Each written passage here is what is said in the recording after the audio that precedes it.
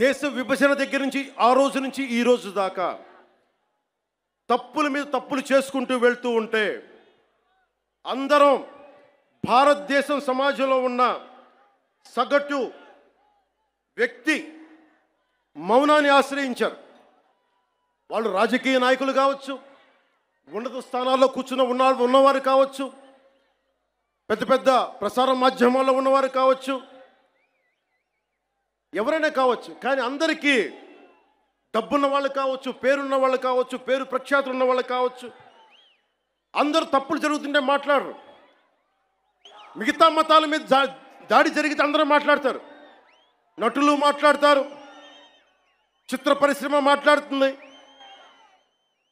వ్యాపారస్తులు అందరూ మాట్లాడతారు. ఇది తప్పండి, ఇలా జరగకూడదని. అదే సనాతన ధర్మం మీద జరిగితే ఒక్కళ్ళు నోరు మెదపరు. If there is an attack on Sanatana Dharma, this so-called bigwigs of in every way, every area, and every domain, they want to be politically right. Let me tell you, I hate to be politically right. I prefer speaking truth. In words of Rashtrakavi Ramdhari Singh Dinaka, let me tell you, जो सत्य जान कर भी न सत्य कहता है या किसी लोभ के विवश मूक रहता है, उस कुटिल राजतंत्र का धैर्य को धिक्क है. यह मूक सत्य का सत्यहंता कम नहीं वधिक है. తప్పని తెలిసి కూడా మాట్లాడటం ఇంకా తప్పు కదా.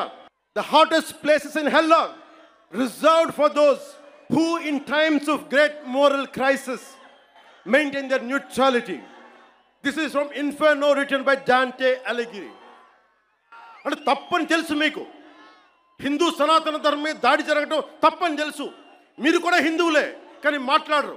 భయం మీకు. నాకు అలాంటి భయాలు లేవు.